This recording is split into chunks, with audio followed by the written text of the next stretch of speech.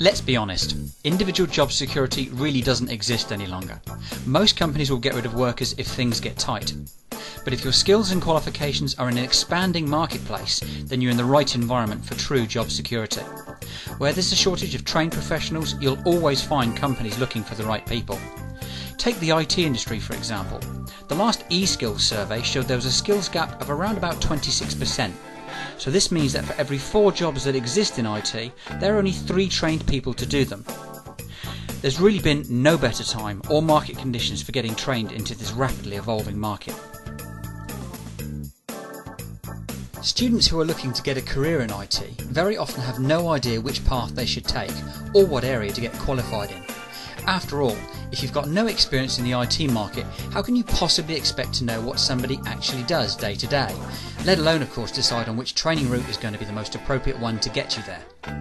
Really, the key to sorting this out is to take a good look at a number of different areas. Things like your personality type. What kind of things do you enjoy and what don't you like? Why you want to get into IT. And you'll need an explanation of each career path and what makes them different from each other.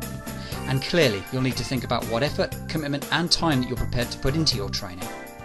So the only real way of covering these properly is through an in-depth discussion with somebody who knows the industry well enough to be able to guide you.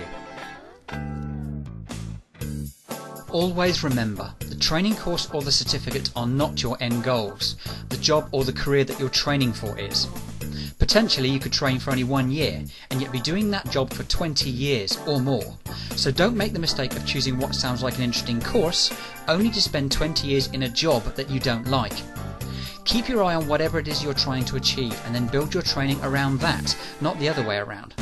That's why you always need to get advice from an industry professional.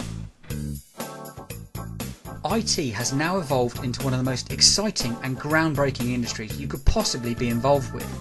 We've only just begun to scrape the surface of how technology is going to affect our lives in the future. Over the coming years, computers and the internet will profoundly affect the way we see and the way we interact with the world around us. And don't forget, of course, the average IT salary is considerably higher than the national average salary. So in general, you'll probably earn significantly more as a trained IT professional than you would in most other jobs. There's a huge UK-wide demand for qualified IT professionals, and with the constant growth we're experiencing in the marketplace, it looks like there will be for quite some time yet to come.